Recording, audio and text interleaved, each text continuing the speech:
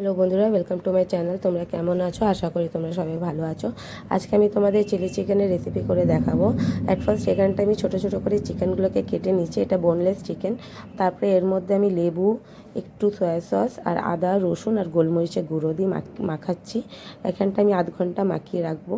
তারপর আধ ঘন্টা পর আমি এটাকে ভাজবো, ঠিক আছে? আমি অ্যাট ফার্স্ট এখানটা আধ ঘন্টার জন্য আমি এটা ম্যারিনেট করতে দেবো।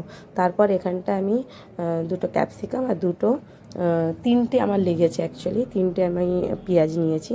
এখানটা এরকম বড় বড় করে পিস করে পেঁয়াজগুলো কেটে নিতে হবে। তারপর আমি আধ ঘন্টা পর ফিরে আসছি। এই যে আধ ঘন্টা পর আমার হয়ে গেছে ম্যারিনেশন। এবার আমি এটাকে ভাজতে আমি চলে যাব। তারপর আমি এখানটায় কড়াইটা গরম করতে দিয়েছি। তারপর এখানটা অল্প অল্প করে আমি ভেজে নেব চিকেনগুলোকে। দেখো আমি ভাজতে দিয়ে দিচ্ছি। তোমরাও খুব ইজিলিভাবে ঘরেই চিলি চিকেন করতে পারো। আর এখানটা আমার মাংসটা মেবি 500 মতন আছে, তারও কম হবে, বেশি হবে না। তো আমি খুব একটা মাপিনি। তো যাই হোক, তোমরা অল্প অল্প করে এইভাবে আমি খুবই ছোট ছোট করে পিস করেছি, কারণ আমি আমি বড় বড় খুব একটা ভালো লাগে না। ছোট করলে বেশ সুন্দর, ওর মধ্যে মানে কারিগুলো ঢোকেও খুব ভালো হয়, খেতেও খুব সুন্দর লাগে। আর বড় বড় করলে কি হয়, খুব একটা ভালো লাগে না আমার। তো যাই হোক, এটা তোমাদের চয়েস, তোমরা কেমন করে কাটবে। তোমরা বড়ও করতে পারো, বড় পিসগুলো নিতে পারো চিকেনের। আমি ছোট পিস নিয়েছি। তো যাই হোক, আমি এগুলো কেটে নিয়েছি। তো এখানটা আমি ভালো করে ভেজে নেব। আমার ভাজা হয়ে গেছে। আমি তারপরে এবার আমি কি করব, আলাদা আমি একটা বাটিতে আমি এই মানে যে আমি জলটা দেব সেইটা আমি তৈরি করে নেব। তোমরা ওর মধ্যেও দিতে পারো, আমি এখানটা আগে থেকেই করে নিই। আমি এখানটায় মোটামুটি আমার এখানটায় আমি 1/2 লিটার জল দিয়েছি, মানে একদম অল্প, বেশি দেবে না, 500 মতন জল দেবে। তারপরে তার মধ্যে সয়া সস 1 চামচ, 1 চামচ তোমার টমেটো সস, আর একটু আমি লঙ্কার গুঁড়ো দিচ্ছি, আর এখানটায় কর্নফ্লাওয়ার দিচ্ছি, ঠিক আছে? এইটা তোমরা পরেও করতে পারো, মানে যখন চিকেনটা তোমরা দিয়ে দেবে তার মধ্যেও তোমরা জল দিতে পারো। আমি এখানটা অলরেডি আগে থাকতে করে নিচ্ছি। আমি ঝালটা একটু কম দেবো, কারণ বাচ্চারাও খাবে, ওই কারণে আমি ঝাল, আমার দিদির মেয়ে খাবে ওই কারণে আমি ঝাল বেশি এখানটা দিইনি, অল্পই দিয়েছি। আর এখানটা অল্প লঙ্কার গুঁড়ো আমি দিয়ে দিচ্ছি। আর এখানে গোলমরিচও দেবে, গোলমরিচের গুঁড়ো আমি সেটা লাস্টে দেবো, মানে যখন কড়াইতে থাকো তখন দেবো।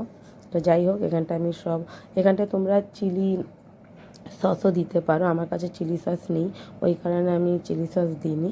তো যাই হোক, আমি এই তেলের মধ্যেই আমি ছেড়ে দেবো। এবার এবার একটু এর মধ্যে আদা আর রসুন একটু দিয়ে তোমরা ওই যেটা তোমরা মানে পেঁয়াজ আর ক্যাপসিকামটা তোমরা একটু ভেজে নেবে, ঠিক আছে? আমি এখানটায় ভেজে নেব, পেঁয়াজ দেবো আর ক্যাপসিকামটা দিয়ে একটু ভেজে নিয়ে একটু লাল লাল যখন হয়ে যাবে, তখন তোমরা ওই যে ওই জলটা করলে সেইটা তোমরা দিয়ে দিতে পারো। আর এইটা তোমরা ওইভাবেও করতে পারো, বা এখানটায় যখন তোমরা চিকেন দিয়ে একভাবে নাড়াচাড়া করো তারপরেও তোমরা জল দিতে পারো, তোমাদের ইচ্ছে যেটা তোমরা করবে। আমি এইভাবেই করি। পরে সেটা মানে বেশি কম পরে সেটা টেস্ট করে তোমরা দিতে পারো, যদি তোমাদের মনে হয় মিষ্টি ঝাল টক সবই মানে ইকুয়ালি হতে হয়।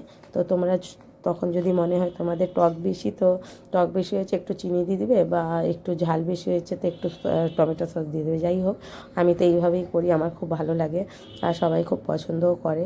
তো যাই হোক, এখানটা আমি ভেজে নিচ্ছি।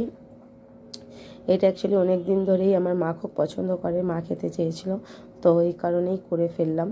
তো দেখো এখানটা ভেজে নিচ্ছি, একটু আমি লালচে করে ভাজবো, কারণ এইটা আবার খুব বড় মানে থাকলে ভালো লাগে না, কাঁচা কাঁচা থাকলে। একটু আমি এখানটায় লালচে করে, হালকা লালচে, বেশি না, সে বলে বেশি গলানো যাবে না একদমই, নাহলে বেশি গলিয়ে দিলে কি হবে, পুরো তোমার ঝোলটা যখন ফুটবে তখন একদমই ওগুলো চোখেই দেখা যাবে না, সবই একদম মিশে যাবে। তো তার জন্য আমি এখানটায় বেশি গলাবো না। দেখো সবই আমার গোটা গোটা রয়েছে। এই যে এখানটা আমি একটু গোলমরিচের গুঁড়ো দিয়ে দিচ্ছি, আর এখানটা আমি যা জলটা ছিল সেইটা আমি ঢেলে দিয়েছি। ঢেলে দেওয়ার পরে এবার একটা নাড়াচাড়া করে তোমরা নিজেদের টেস্ট অনুসারে, মানে তোমাদের যেমন তোমরা রাখতে চাও, আমি একটু গ্রেভি রাখবো, বেশি গ্রেভি রাখবো না, মানে একটু গ্রেভি রাখবো। অনেকজন এটা মাখা মাখা খায়, তো যে যেমন ইচ্ছে সেরকম করতে পারো, সেটা কোনো ব্যাপার না। তো আমি এখানটা অল্প ফুটিয়ে জাস্ট গ্রেভি হওয়া অবধি আমি ফোটাবো। আর এর মধ্যে তোমরা একটু যদি গ্রেভি আরও থিকনেস করতে চাও তোমরা কর্নফ্লাওয়ার দিতে পারো। তো আমি এরকম একটু ঝোলঝোলই রাখবো, যেহেতু আমরা রুটি দিয়ে খাবো, অনেকজনই মানুষ আছি, তো তার জন্য আমি বেশি ঝোলটাকে শুকাবো না। তো যাই হোক বন্ধুরা, আমার এই ভিডিওটা কেমন লাগছে অবশ্যই জানিও।